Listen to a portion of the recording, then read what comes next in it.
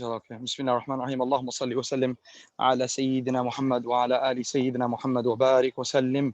رب اشرح لي صدري ويسر لي امري واحلل عقدة من لساني يفقهوا قولي سبحانك لا علم لنا الا ما علمتنا سبحانك لا علم لنا الا ما علمتنا سبحانك لا علم لنا الا ما علمتنا اما بعد. Dear respected listeners, assalamu alaikum wa rahmatullahi wa barakatuhu. We welcome all of you to our Monday night roundtable discussion. And today's discussion is going to be, it's titled Grassroots Change Through Education and Service. Grassroots Change Through Education and Service. And our guest today is Dr. Danish Ahmed, who, mashallah, serves as the Director of Hospital Medicine at the University of Chicago, Ingalls campus. And he is a co-founder. He is co-founder of CITCD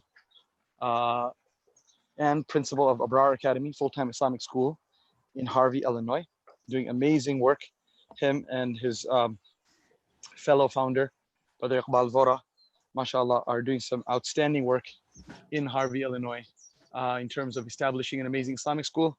Along with that, doing great humanitarian and grassroots effort amongst the local indigenous community of that area and the surrounding suburbs.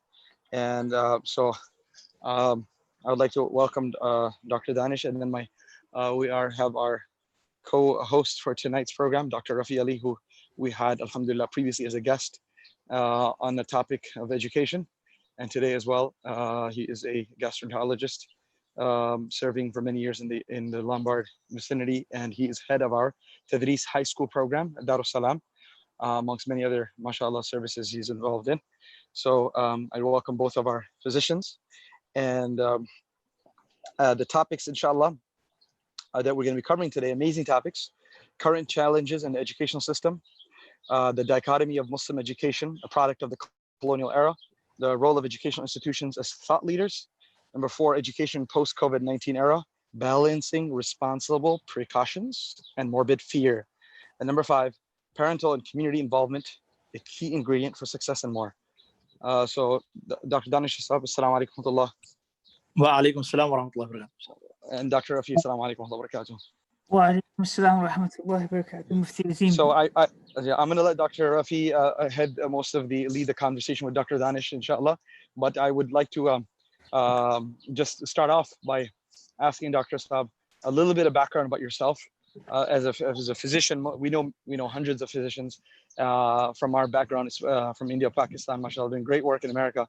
But what led you to this very interesting effort that you're involved in? Education, humanitarian effort, and in the community of Harvey, which is not really known to be a top-notch, a destination for physicians. What motivated you to move out there, and what motivated you to establish, along with your other brothers, this amazing work that you're doing? First of all, Jazakullahu Khairun and Dar es Salaam Academy for inviting me. So I guess primarily we can say it was fate. Allah subhanahu wa ta'ala, puts people in different places in different times to take whatever little effort we can do. So I came to Harvey because I had to do service in an underserved area as a physician to stay back in the United States after I completed my education. And when I was looking for communities to live, I was looking for something close by to the Chicagoland area so that I can be close to the ulama, because I was really always close to the scholars, traditional scholars, and also looking at a community that is underserved. So Harvey happened to be one of those places, and I came here. And then when I came here, my children were I had only one child, and I had a couple more during my first 3 years that I had to serve as an underserved community physician. And then I really didn't feel comfortable sending my children to the local public school. So then we started homeschooling. And then slowly we started, other parents who were concerned because they had the same concern that I had, that they didn't really want their children to go there. So then we started a small homeschool group with 3 children in 2012. And slowly but surely, alhamdulillah, there was a lot of demand. And then over the last 6-7 years, we have gone up from 3 students to now 150 students almost, alhamdulillah. So it was just that there was a need in the community, and then I personally had to do something for my own children. And then so it was a concerted effort from everybody else who was involved, alhamdulillah. MashaAllah. Mufti Dr. Azim, Rafi, that sounds like your story. almost. I was interesting because I just spoke with Dr. Danish last week, and I told him, Dr. Danish, I'm going to have to come over to Harvey. I have to study your institution. So this is very timely. And there's a lot to learn from Dr. Dr. Dad, I'm going to actually try to keep our conversation from my end pertinent to our audience, because I have a whole host of questions, but that might be too nuanced for academic. But one of the things that you said was very beautiful to me is actually three things in the statement that you just made. One is that you did not feel comfortable sending your kids to regular school, whatever the availability, and then you took a step, and that is you decided to do your homeschooling, which is very brave. And then the third thing that you said which is pertinent to our discussion today, is that there was a lot of demand. In other words, from what I understand from you, there is a lot of thirst for a different approach to education. In other words, parents are not they're not satisfied with the options available to them. I was wondering, though, for people who may not know what Harvey's all about and or where it is on the map, maybe if you could just tell us a little bit about your institution and the facilities that you have over there. So Harvey is a mid-sized suburb. It has a population about 20,000 people. Unfortunately, it's in news for all the wrong reasons, because it is one of those suburbs that really faced the brunt of the movement of gentrification that started in the south side of Chicago. So there's a lot of undesired elements came into that city. It is really hotbed for a lot of drugs and violence and stuff in the 90s and the 2000s. But alhamdulillah, there's a small Muslim community here. And so that's the physical location. We are about 35 miles south, about 20 miles southwest of the downtown Chicago. And so we started this program, as I mentioned, with a very small, group of people, only 3 students in the first year. And then when the demand, was, being felt, we started expanding the classes. So alhamdulillah, the facilities that we have now here are primarily three major, overheads, so to speak. One, we have a full-time Islamic school, and that includes full-time tahfiz program. We have full-time secular education program, and we have a combined program. And then the second big head is the arm that does the Muslim funeral facility. There was an acute need for a free Muslim funeral facility here, because unfortunately there's a lot of indigenous African American and other West African Muslim communities who really were struggling with funeral expenses. As we all understand, funerals are pretty pricey business in the United States. On average, funerals cost about $7,000. So we had some unfortunate events wherein few unfortunate Muslim brothers who passed away, their families who are not Christian, who are not Muslim, who are Christian families, they chose to cremate them because it's much cheaper. So we took a stance on that. Alhamdulillah, we established that free funeral facility. So we have about maybe 35 to 40 janais every year that we completely do free of charge. We don't charge anything for the facility. So that really has brought down the cost to almost $3,000. And then the last but not the least, the third wing is basically our social activism within the community. So we try to give back to the larger American community as much as we can. And recently, alhamdulillah, in the COVID-19 crisis, you probably have seen our material, our media material. We really work very, very closely with the South Side, communities, especially with the elected officials and the other faith-based organizations, to give people basic necessities, food, clothing, stuff that they really needed in this crisis. So those are the 3 major wings that we have in the organization that we work on. Okay, mashallah. I have a lot of questions, but I do want to spend some time in a little bit about the social activism part of your program, and then also about the COVID-19. We have specific questions about how to deal with coming back from COVID-19, and what precautions should the schools reasonably take, etc. So I want to save that for a little bit. But before we go on, though, I wanted to ask you 2 things. One is, what do you see as the ideal model of education in the United States? for less divided from the non-high school younger kids, and then perhaps high school kids. So let's say one K to 8. How do you see that? Because there are different models, right? But what do you see to be like the visionary model for you? And the second follow-up question to that would be what would you tell parents who are nervous about sending their kids to Islamic schools or let's say non-traditional schools? So to answer your first question, what model is ideal? Wallahu alam. I mean, I couldn't really tell you what is ideal, but I could say that in my 10 years of experience as a parent, as an educator, I definitely think that there is a huge need for us to have institutions that have a very comprehensive and robust Islamic education, and at the same time they're trying to excel at the secular academics. In my experience, those institutions are few and far in between. There are many reasons for that. So we will not go into the reasons why, but the ground reality is that a lot of our institutions, if they are excelling at secular academics, they unfortunately have a very diet Pepsi dose of Islamic education, so to speak. And our Islamic institutions who are, run by traditional Islamic, brothers and sisters who are traditionally trained in Islamic education, they tend to have a little bit of lag in what they can provide in secular academics. So ideally, we would want to blend those things together so that we have a very robust Islamic education that forms the backbone of their education. And then we definitely have to excel at the secular academics, because the compendium of knowledge that we have now that we need an average, a high school graduate is much higher as opposed to what it was needed maybe, let's say, 40 years ago. So that compendium of knowledge has to be somehow given to our children before they can specialize into whatever fields. And definitely we're going to need people to specialize in Islamic education.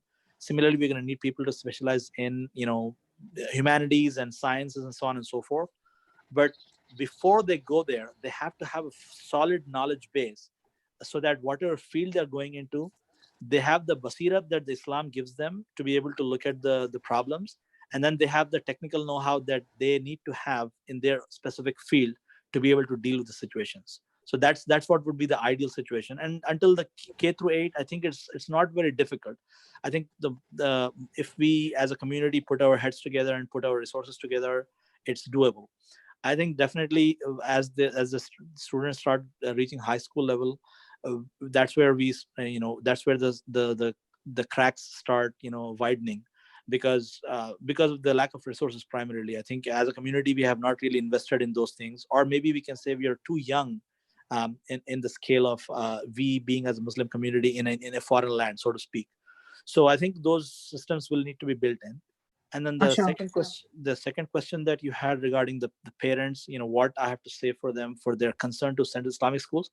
I mean, we can say things to them, but definitely the actions speak louder than words. If we can establish institutions and we have some parents who will be brave enough, and some parents will have to be brave enough. If they send us and we can show them the product, that'll speak for itself. So that's probably going to take like 5 to 10 years. But inshallah, I'm very hopeful that we will have somebody who will take up this baton and then pass it forward, inshallah. MashaAllah. That was very insightful. There couple of observations of what you just said. Our community being young, I agree, is very true. When I was growing up here, we had no institutions like Dar es Salaam, and we were not producing our own ulama, so to speak. I hope that just from having ulama available, it might change the culture of our schools. The other part that you said is about a community. I think that our challenge is community involvement, because for us, because we're a minority, it takes really the entire community to be dedicated to their local institution for it to work, right? It's very challenging. I think it would be great to have participation from the entire community. Part of it is we have to win the hearts of the parents, and just like you said, and we have to do the effort, and so they see the value of the things that we do. I agree with that. And then you mentioned the vision of the graduates. I think that's very important, Dr. Danish, that you said, how we can train students to be engineers, and we can train them to be doctors, we can train them to be lawyers, but there's an ethical component to it, there's a tarbiyah to it. And if you miss out on that, parents, we all want all their kids to be happy, right? And so that's the bottom line. So it's very important to provide this time. So mashallah. So I have to say, does your community, would you say your school is like what I wouldn't say like say 2-3 man show, like a few people at the core of your school? Is an entire community vested? Or because alhamdulillah, every time I hear about your institution, mashallah, it's always growing. So what's alhamdulillah, besides Allah's help, and what has sparked your institution, so to speak? Inshallah, may Allah continue to bless you. Ameen, ya Allah. I mean, as you already mentioned, I think it is primarily Allah's fadl that He's helping us because we are very weak. As far as the asbab are concerned, we definitely have a lot of brothers who are very passionate, and we can have a lot of people, very intellectual people. We can sit and make a lot of plans, but any community to establish something, we're going to need some workhorses. And I think, alhamdulillah, we have been blessed in that sense that, alhamdulillah, the Harvey community, they have an amazing appetite for service, and without being in position of power. They just want to help people. They just want to serve, just without any recognition, to the point that they just want to be unnamed, but they are working tirelessly day in and day out. So I think that is really probably the backbone of how we could really make whatever few steps we could make in this progress. Mashallah. So can you describe how you integrated the Islamic school and the secular studies? And you mentioned you have one program that's full-time Islamic school, right? And yes. Then there's one combined program. Can you describe the two? Yes. So we have basically 3 tracks. The first track, it's like a full-time tahfiz program. It's the students come and they do hifz for 6 hours, but we have made Islamic studies mandatory. So we have about 1.5 hours of Islamic studies education that includes basic aqidah, basic fiqh, basic Islamic history, basic seerah, stuff that every Muslim should know. I mean, what ulama would probably call farda ayn knowledge, that which every Muslim should know. So we have integrated that, and we don't really let anyone leave the campus without having that kind of didactics. The second program is routine Islamic school that you would call, with only the caveat. So they do the regular math, science, social studies, language arts, so on and so forth. But they also have the mandatory element of a robust Islamic studies curriculum, and we are always evolving. Alhamdulillah, initially we borrowed heavily from the curricula from South Africa, and now we are using a combination of the curriculum from South Africa and from UK.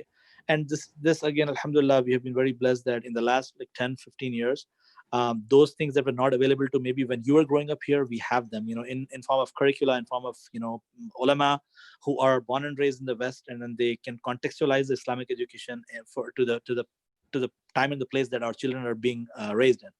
So we take that, and then so we incorporate that. So that's the second program wherein they do the regular secular education with their regular subjects, the district school subjects. And then the last one is a combined program wherein they do 3 hours of tahfiz and 3 hours of secular education combined with their Islamic studies. It's a longer day, because as I just mentioned, the compendium of knowledge is so large that we have to give more time. So the school is long. It's like 8 to 4. As opposed to most of the other schools, which probably are 8 to 2 or 8 to 3. So, where did you find the teachers? How did you find the teachers? So again, it has been a struggle. It's primarily beg, borrow, steal. So we have really begged people to come and serve here. We have had to make do with whatever we have. And also a big component is that sometimes we have very passionate. So this is very unorthodox. Maybe some listeners and some educators might disagree with me, but my strong feeling is that education is something that really cannot done by just having a degree. You can be a certified teacher, but if you don't have the passion and you're not aligned with the vision that we have, especially institutions that we are trying to establish, we need to have people with passion. So sometimes we can take someone's really real passion, even if even though they might not have a certificate or a degree in education, but if they have the passion and they have the basic capacity to learn and teach English and math primarily. So for the basic elementary education, I think that's more than enough. So that's how we found. And then we have a very heavy component of ongoing teacher education. So we make it a point that who teaches in our schools, we're constantly trying to push our limits, ourselves, that, okay, fine, maybe you can do this right now, but how about next year? We're going to have 7th grade. We're going to have to teach somebody's going to teach biology. I don't have a certified teacher. So alhamdulillah, we have been blessed that as and when we needed teachers, alhamdulillah, Allah Ta'ala has sent them from different places. So much so that right now we have teachers who teach from online from India. And then alhamdulillah, as the pool of teachers to choose from is huge in India, we have been very blessed that alhamdulillah, we have had some very good teachers there. I mean, accent is an issue sometimes, but alhamdulillah, the content is really what takes us apart. So. MashaAllah, there's one thing that you and I have in common, and alhamdulillah, probably many other things, but what you just said about how you don't have to have an education degree to teach. I mean, I think that's a bit of a fallacy, and that's actually a teaching education paradigm we have to dispense with, as if that, you have to have an education degree to actually teach. It's fascinating because just like yourself, I'm sure, if I wanted somebody to teach biology, I go ask my doctor friends, for example. Some of the doctors will say, but I can't teach biology. What do you mean you can't teach biology? You're a doctor, right? You know what I'm saying? Yep. It's like that. So we have to understand that you don't have to be like a expert in this to teach. What frustrates me is because I think actually there's a lot of talent in our community. A lot of talent in our community is that people are shy and they think they have to have a degree, an education degree, a background, have to do that and certified and stamped with somebody who so that they can actually stand in front of kids and share their passion. And I think what you said is true. You have to have a passion. So, and our community, I think, has a lot of talent. And, the other part of this, Dr. Danish, I wonder what you think, and you probably see the same way too, is that I have said this to people I meet, is that, for example, if I ask my doctor colleagues to teach biology, sometimes people think, well, he's overqualified to teach a child, right? Well, I don't look at it that way. I look at it the other way. I think our best talent should be dedicated to our precious children, right? You Correct. Want the best of the best to teach the kids, because who's more important than the children, our children? So this is another false paradigm. Like I don't want to say beneath the dignity, because we can say that because we are both doctors. You know what I'm saying? But an engineer, for example, should not feel uncomfortable teaching a basic math class. For example, Absolutely. The way I see it, it's like community service, and that's like social activism and par excellence, as far as I'm concerned. So this is very important, because if our community were to change that perspective, then we would have teachers left and right, because our community has so much talent. Absolutely, absolutely. So alhamdulillah. So, but we have similar challenges for finding teachers, but I agree with you, and we have to aim high. Now, the other thing about it is homeschooling. What do you say about homeschooling? Because I get that I get asked that a lot nowadays, especially because people are kind of reluctant nowadays of COVID, and because Islamic schools are sometimes expensive, etc. So what do you tell a parent that says, oh, can I homeschool my child? Well, I think it depends on the particular family. So if the parents are educated, then I think that's the easiest and the most feasible thing to do, because I don't believe that there is anybody who can teach your child better than you can. So but the big caveat is that the parents have to be educated enough. I mean, unfortunately, if they're immigrants and they haven't really, especially the language, if they are not proficient with the language, then I think it's going to be a difficult thing to do. But if they can, then definitely the initial years of the child should be spent, but it needs a lot of discipline. I mean, that's something that I want to warn my viewers. So this is not something that can be taken lightly. If you want to have homeschool your children, you need to have discipline, that you truly have to have a schedule that is followed, so that you don't find yourself completing only half of the syllabus at the end of the school year. But if you're disciplined and you have the ability, then there is really nothing better than that, because that really saves a lot of time, effort in going to the school and bringing back. And also, most importantly, I mean, I don't believe anybody can have more passion than your own self to teach your children. So especially until the elementary school, I think that's the most ideal situation if we can arrange for that. um, and um, and then definitely the children will need to get some social exposure also. So a group that can meet, who can homeschool, a small group might be the best option at that point of time. Mashallah.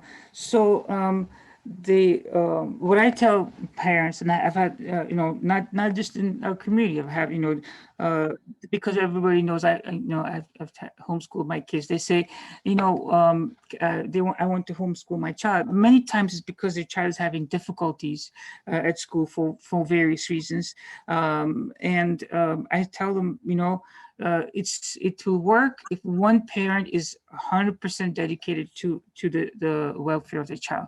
It's not a part-time thing. It's not like tutoring the kid at home. I mean, it's really school. And when we homeschool the kids, we had a classroom at home, and they'll be like, do not disturb when class is in session type of thing. So it's very serious work. So Yes. you have one parent completely dedicated to it. And I tell them point blank, if you don't have that, and I caution that, because both parents are working, it could hurt the child, and if they don't get the proper attention. I agree.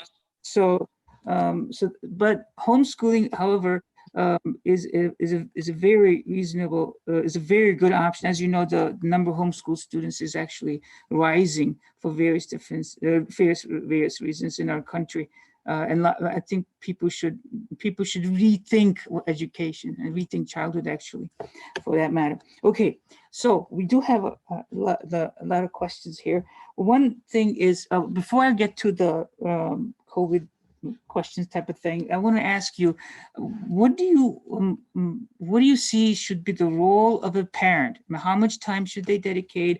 How should they do? Now we know what parent-teacher conferences and things like that, but what should be the role of the parent at home and in school? Let's stick with the younger kids from K to 8th grade. What do you see the role of the parents being? So I think the parents can make or break a child's education, especially if they're educated. Again, and I say that with a caveat, because, alhamdulillah, the Muslim community in the United States is one of the highest educated Muslim communities on the planet. So very few families will be at a disadvantage that they cannot actually teach their children. So most of the time, it is just because we have made some really hardwired decisions in our brain that, okay, education can happen only in a school. But we have to understand that this current system of education, wherein we have like a class with 30 students and a teacher, this was non-existent 150 years ago. This is purely a product of the Industrial Revolution and the post-colonial era.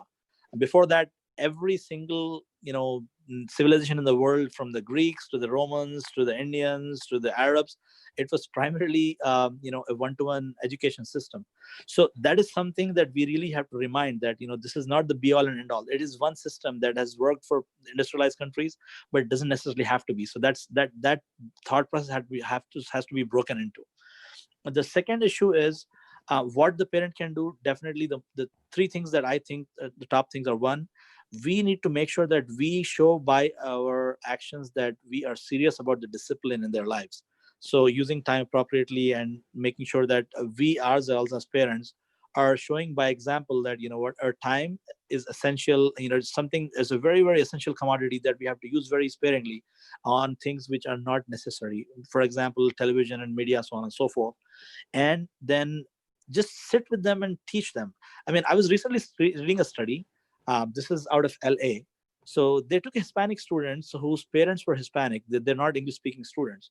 And they showed experimentally that if the parent is sitting with the child when they're reading English, which the parent can't read, mind you, the parent can't read English, but child is sitting with the parent and learning to read. And they took another group wherein the parent was not involved. The children who had the parents sit with them did actually much better on their reading skills. SubhanAllah. So it's a huge thing. I mean, the parents giving time, especially the mothers. I mean, I all my sisters who are listening to us today, I urge them and implore them. I mean, if you are educated and you can sit with your child and teach them how to read, there is no better gift that you can give to a child than sit and give them time. It's much more important than cooking for them or cleaning for them, and or taking them out for a vacation. Truly, there is no better gift you can give than the gift of education, and there is no better person to give that than yourself. MashaAllah, well said. This seems like kind of like trivial thing to point out, but it's kind of hard because from a teacher's point of view, if you have parent-teacher conferences and half the parents don't show up, that kind of breaks our heart. You know what I'm saying? I mean, Yes.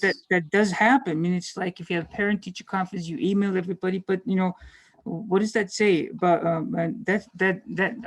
that breaks our heart, but that's really, really hurting the child. These are simple things you would think that everybody would do, but we have to work. And reading, you said something very fascinating. There's this gentleman who's a retired teacher, Nazareth Esquith. He wrote a few books. He used to work in an underprivileged community, and he took fifth graders and taught them Shakespeare. And they would just by reading every day, he would spend a lot of time reading with them. They would do high school language arts curriculum. And these are not like, born and raised American kids. These are immigrant kids and Hispanics or South Asians, etc. And from a disadvantaged culture, and they would be excelling in language arts. These are fifth graders reading high school curriculum, which shows you that the time a parent spends with the child is so precious. There is absolutely no alternative for that. There is nothing that can compensate for that. So if a parent can and should, there are multiple studies that have shown that those students who do well in their secular academics and go on to college, most of them, if you actually looked at the number of parent-teacher conferences that they attended, they are head and shoulders above the rest of the students who could not get into college because their parents did not attend. It's not because they are not attending the PTA that the child is not going to school, but it is just it's an index of what's the family dynamic there. So, MashaAllah. So I don't mean to belabor the point, but it is so close to our hearts. Is that you can't cut corners in your child's education, right? Basically, you have to put your effort in as a parent, and it's not this whole school's business to do. Plus, if you do spend the time, I think your relationship between your in the family will improve. Everybody will be happier. Absolutely. In fact, that paradigm should be the other way. We should look at a school as only a complement to what we are teaching our child. So we should be our primary educators, and we should look at a school as only a complement to what we are doing. Because Excellent. ultimately, it's our primary responsibility. I mean, it's my responsibility to educate my child. So. Okay, excellent. So summary, lead by example, participate and go to the parent-teacher conferences. Parents, please, I'll quote Dr. Danish that one. Dr. Danish, so we'll move on. Now, this is kind of important. Now, because of the COVID, of course, the students have been to this date studying from home. Now, many schools are going to be closed still for the fall semester, and some are allowing some students to come back with certain precautionary measures. So, what would you recommend? How would you recommend a school should approach this reintegration into the school? So I think primarily it will be a function of the state. If the state feels that we have the resources and the abilities to open up our schools, and they're gonna give us the go ahead, and then if and when we open, we'll have to follow the requirements by the state. But just general measures that I can think of, few things. If possible, then we can cut down the hours that the child has to spend in the school. So if we had, let's say, half an hour, playtime, half an hour salah time, half an hour lunch, if we can actually cut down and let the children go home and do all those things, if it is feasible, especially in summer, it's feasible because, the Zohar salah doesn't end until like 6 p.m. almost. So if we can do that and cut down the time, that'll be good. Two, definitely as much as possible, allow the classes to be held in open spaces and have the children wear masks and follow all the social distancing as much as possible. But as a last resort, if these things are not possible or not possible to the extent that we would like, then we can definitely continue to educate our children on online platforms, albeit they are not as effective as an in-person class, especially for the younger children.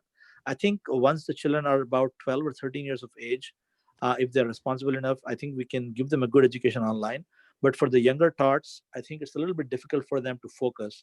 So if we can get them in and have the open spaces and follow the instructions that we have to, the social distancing, I think it should not be a big issue as long as everybody's cooperative and we follow the rules. Mashallah. So I'm going to reiterate some of the things that you said. And feel free to correct me if I misunderstood you or misspeak here. But this is very important. So Mufti Azim and Mufti Minhaj, if you're listening, Dr. Danish said, number one, cut down on the time that the child has to be in the school with other kids. And I think that's a very brilliant thing because not everything has to be done at school, right? So many activities that we were privileged with before, we may, if we could cut those down and simplify the school day, if I appreciate it, so that some of the stuff that was previously done at school could be done at home. So I think that was a great idea. And then the open spaces, and then this is very important because kids being kids, Dr. Danish, it's very hard to kind of keep them apart unless you put them in little cages. You know what I'm saying? What they were like, what are you going to do with little 6-year-old running around, right? How much can you protect them? So, but on the other hand, if we do come back, I think the rules have to be reasonably stern. Because you and I know, because I think the perception of the illness COVID is very different for people who deal with COVID and people who don't deal with COVID. And even my own, I don't know what your experience is, but even my perception of the disease changed after I saw the first really sick COVID patient. So I don't think people appreciate what potential dangerous the thing can be unless it hits home, so to speak. And may Allah protect us. I mean, So you said cut down on the time that the child has to spend in open space, and my contribution to that was that we have to be really strict about these rules because it's a pretty serious thing. And then the online platforms, what challenges? I had my own thoughts, but what challenges do you have with online platforms? Let's say maybe 2 difficulties that you've had, and I'm kind of in some ways waiting for the school to start again in person but I teach high school kids, so that's a different story. But what challenges have you encountered with online platforms? Well, primarily the focus, right? I mean, when they're physically in the class and they are, surrounded with students and it's a classroom environment, and they're watching and interacting with the teacher, it's very different than you staring at a screen. And it also depends on what screen it is. So if it's a cell phone, definitely it's a very small screen. But if it's a 70 mm screen at home, then that you see the teacher like all over your wall. It's a different thing. So it depends on a lot of variables. And also, I think a lot can be done by the parents. So if your child is in an online class, please make sure that that child goes to the class as if he's actually going to the school. So let them take a shower, get up, get ready for the class, be prepared, be presentable in the class, and then make an environment in the room, whatever room they're going to be in. It should be like a class. There shouldn't be any distraction. It should not be that they have like undone beds and stuff like that. So they have to feel that they're in a class. I think that's something that's very important. I have definitely asked all the parents in my school to make sure that when your child comes to the class, make sure that it is as if they are going to the school. So they have to do everything they would have done to go to school, so that they are in that state. Because as you already probably know, Dr. Rafi, the learning is state dependent. So I mean, if they are not in that state of learning, then they won't learn. Sure. So I agree with you entirely. And in fact, when we sent out a letter to the parents, email to the parents some time ago, dealing with the challenges of online of teaching, and one of the things that we suggested is that one. Just like you said, you have to have a dedicated spot in the house for the education of the child, and it has to be like uncluttered. So their PlayStation Xbox can't be on top of their desk, right? Correct. So I'm not condoning that, of course. But I'm just saying, not that it's wrong. I'm exaggerating a little bit, but there's room for there's some latitude there for fun play. It's harmless, but seriously, it's one of the very important things that if you, for example, I give you a very simple example. You should not put the books on the ground, right? As a matter of respect. Correct. If we teach that aspect of up to our teaching, says this is your study table. You don't put this over here. You don't put your empty Coke bottle over here, and this and that. So we have to have a dedicated space that's clean, that's uncluttered, free of stuff, and then the child's desk space is clean. And then we also said that the parent should know the child's schedule. Because what happens sometimes, I feel I'm teaching these kids and they sign into the class and then I don't know, they disappear and I ask a question, they're not there type of thing. So, but the parents should know, and I actually think parents should take attendance or something like that type of thing. So if they know the schedule, then they can participate in that. In fact, I think online teaching is virtually impossible without parent participation. It's like parent has to be like a TA. If the parent is like a TA, then good luck. Because some schools, as you probably know, not some schools, many schools have they stopped teaching early this year because the student attendance was so appalling. 70% of the class would not show up. Yeah. So more than ever, we need parents to participate in helping us. So now so we continue. Anything you have to add about the COVID precautions and thoughts about before we move on? No, I think we pretty much covered that in general. So if it is possible for us to, isolate them and keep them in the environment and then let them follow, then that should be done. And it's easier said than done. But unless we can reach that point, I think online options will have to be explored, and we have to really focus, especially as you mentioned, with the parents as our allies in this particular endeavor. Okay, so do you have a high school? Yes, alhamdulillah, we do have a high school. We have about 16 students in high school this year. So I'm just curious. So what's your vision for your high school? How should a high school look, you think? This is actually very important because there's the public school model, and then there's this Islamic school models that we have, and there are various. And I always say there's more than one right way of doing things, right? I mean, one's right. It's like you have different flavors of ice cream. So it's not that one is right, one is wrong. Although I have strong reservations about public school, nevertheless, there are many different ways of doing it. But so what's your vision of your high school, and what do you think high school kids, because they have some very particular challenges of that age group kids. So if you can elaborate on that.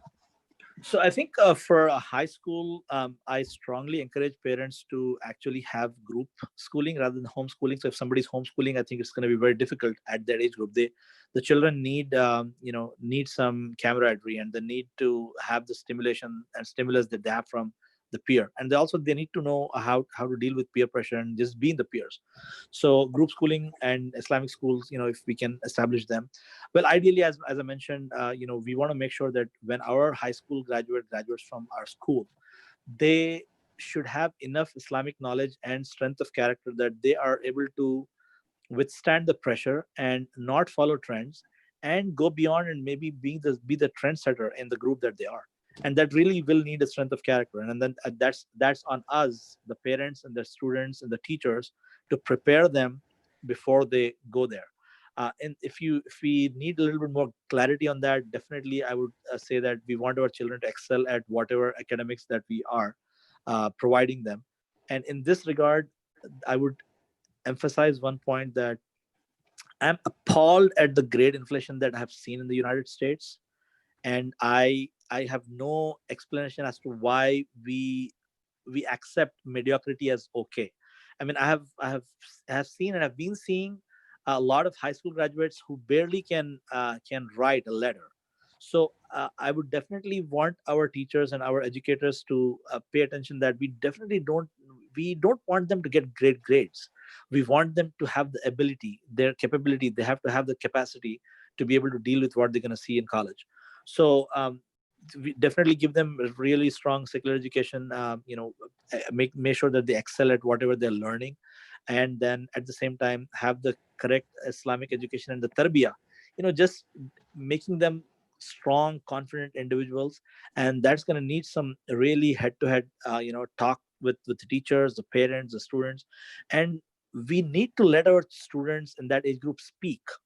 So most of those classes should be interactive, wherein they should be pretty much free, and some of those classes should be there wherein they have someone from some background that they can just say, they can ask whatever they want to ask. It could be regarding the changes that their bodies are going through, it could be regarding the social pressure they're feeling, it could be regarding things that they don't feel comfortable asking their parents. And some of those classes we should actually be proactive and just bring those things up on our own, so that they feel that okay, this is something that's not taboo, this is not something that's off the table. I can actually speak to my teachers and my parents regarding these things. So I think if we can make an environment like that, then the aim should be that the child should be he or she should feel so free that they should be able to ask anything and everything, and we become their go-to, as opposed to they going to the internet or their own friends to ask about anything. It could be about social issues, educational issues, cultural issues, their bodies, so on and so forth. So we should be the people that they come to and they feel comfortable coming to us. Okay, mashallah. I have more questions. How are you doing, Dr. Danish? You doing okay? Alhamdulillah. You need a break? No, I'm good. Alhamdulillah, I'm good. Well, okay, let's keep going. Well, I have some more questions lined up for you. So, do your students do community service? Do you encourage, or where do you see community service? Should students do community service? Let's say high school students. So absolutely. I mean, that's the reason why I put that in our topics, in the name of the topic today, that through grassroots education and service. I think service is the key. I mean, as I mentioned in one of the points that we were discussing today, that our education has to be goal oriented. Our children need to know that education is not a degree that you're going to get because you need to get a job. It is an education. It is a compendium of knowledge that you're acquiring so that you can actually serve people in whatever capacity you are. So I strongly encourage parents, students, educators to to have some sort of community service. Take them to a nursing home. I mean, take them to have police personnel come and speak to them. Have the fire people come and speak to them. Make them go and work in a soup kitchen. Or have like a food pantry and then make them work there, because those real life experiences that will ignite the spark that every human being has to do something with their life. If not, then it's just a rigmarole. They just go through the motion of education. But if we need them to be inspired and do something on their own, which ultimately that's what makes people go ahead of others, we need to expose them to real life situations, and anything that can give that will give them an edge over anything else. Inshallah. Of course, I agree with you entirely. The social service aspect of education, I think, is neglected considerably in schooling in general. Part of it maybe just everybody's so busy just trying to do the classroom activities. But I think social service gives meaning to these kids. I mean, every child, especially a vulnerable age, when they're trying to find their role in the big picture, so to speak, they're looking for meaning, that they want to know that they can make a difference, and nothing like a soup kitchen to tell them you can make a difference, right? And Correct. So I think social services should be such an important part of education. I think we miss on that. So that's inshallah something that we should work at. But the other challenge about social services actually is sometimes I wonder if we get pushback from parents.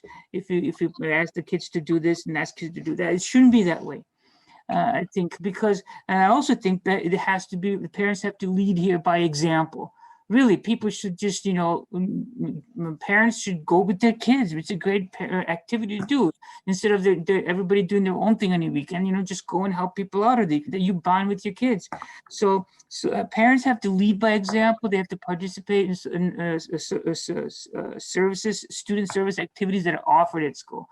I think that's very important because it gives the kid a little meaning. And I think you hit it on the nail when you said parents have to lead by example, because the issue is, we don't have that, as I mean, I'm not going to name communities, but in a lot of communities, indigenous Muslim communities, we don't have that culture because it was a different time and a place where we were born. So, but here, I think if we don't expose our children to those things, they will never ever get the value of those things in their life. And our parents, we as parents have to take time out of our, we say quote unquote busy schedules, but I mean, we all know, most of us are spending like at least 3-4 hours on our phones every week. If we can cut that down, we definitely can find, very meaningful activities that we can participate with our children, and that really will bond us, and that will be a big gift for their, future that we are giving them. Sometimes I think parents avoid that because it seems disingenuous. They're just doing it just because, to look good or something. But no, and that's Shaitan talking, I think. But so that's very, very important, I think, as from a student life point of view. You don't have too much time, Dr. Das, I'm sorry to say, but I wanted to ask you a couple of things. Well, let me put it this way. From K to 8th grade, let me just put it point from K to 8th grade kids, should those students have iPhones, smartphones, not iPhones, smartphones? So in our school, we have a 0 screen time policy.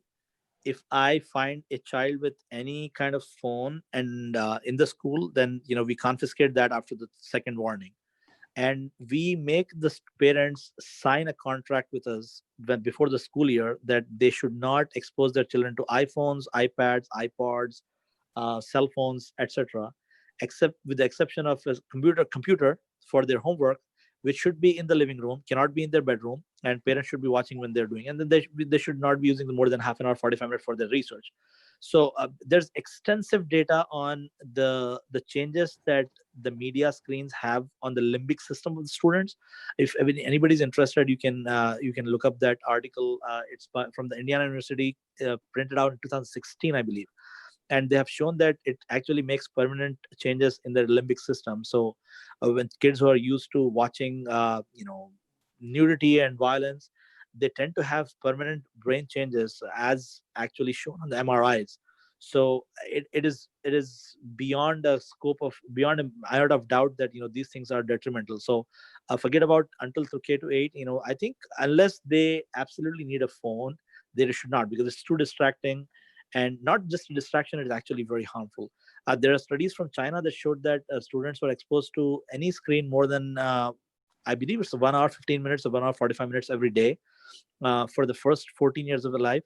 They drop about 8 IQ points by the time they're 14. 8 IQ points. That can make the difference between you flipping burgers in Burger King versus, going to college. Mashallah. So, this is such an important thing because it's so counterculture, so to speak, right? But it's this is, I wish this message, a single message that would permeate in our community. That would be great help. And unfortunately, also, the parents have to lead here by example, too. As I said, there's no shortcut. And I have to say, it's hard to convince people necessarily to quit everything per se, but I agree with the kids. It does more harm than any good. But even in marital relationship, it distances the spouses from, etc. So this is something that our community has to think very thoughtfully. So, Dr. Danish, I have more questions, but I don't know. It's almost Maghrib time, so maybe we can wrap up in a couple of minutes. I'm sorry to say, but I don't know how much time you have. You have a couple minutes? I have a couple of minutes, inshallah. And then, these issues that you have brought up, they're so important that, they will probably take up another session. I know. If you have in a viewership, definitely we can discuss these things because these are so important to be discussed that it needs a lot of time. So. Inshallah, because technology itself is a topic on its own. Then there's another aspect. This is maybe the last aspect thing I want to just say. Many parents, I'm a believer in student self-study. Not every class has to be taught, and then if for example, biology has to be taught, chemistry has to be taught, right? But there's some classes that students can do majority of the work on their own. And I've actually found that to be very useful because the kids, they gain confidence by being self-motivated and getting things done on their own. What do you think about that? So this is again, one of the core competencies that the teachers are taught about. How much we can leave on the students, right? So typically, up until the age of like 9 or 10 years, we truly have to be like teach them everything, and then after that we can start giving them some pre-reading to do. As far as high school is concerned, we have our students do pre-reading every single class. So I will not allow. I teach biology and I teach. I taught health last year to my high school students, and I will not allow a student in my class if they have not done their pre-reading, because without them having pre-read, I have to basically spoon feed them. It is detrimental in two reasons. One, we don't have enough time to go through the whole syllabus, that way, because they're not children anymore. Secondly, if they don't do the pre-reading and they're not making an effort on their own to understand the concepts and before or after I have taught them, then they really cannot grasp that concept and build on that. And that's the whole idea of the high school, that we are trying to learn how to build on what schemas they already have, so that they can continue to build on that, because lifelong learning will be based on those habits. So they need to learn that so that they can successful. And so it is not really not an option. As soon as they are in high school, I think we have to make pre-reading mandatory for all subjects, and those things that need to be given a little bit more attention by the teacher. Obviously we have to do that, but pre-reading should be mandatory for all high school students and above. Excellent, mashallah. Dr. Danish, I'm sorry to say that's all the time that we have today. I really, really want to thank you for joining us, and inshallah, this won't be the last time. Inshallah, we'll have to have discussions and continue where we're leaving off today. And thank you very much to Darussalam. Thank you to Mufti Azim for hosting us. And Dr. Danish, Jazakullahu Khairun. And until next time, then, inshallah. Inshallah. I thank you and thank the time that you have given, and it was very stimulating for myself also to have this discussion. And I thank Darussalam for doing the excellent work that they're doing of bringing all these topics which are very pertinent to people's daily lives. And I pray that Allah subhanahu wa ta'ala puts barakah in this effort and people benefit from this, inshallah, including myself. Again, Jazakumullah Khair. And to all our listeners, Jazakumullah Khair. To you until next time. As-salatu wa salam wa rasulullah wa alhamdulillah. Assalamu alaikum wa rahmatullah. Wa alaikum assalam wa rahmatullah.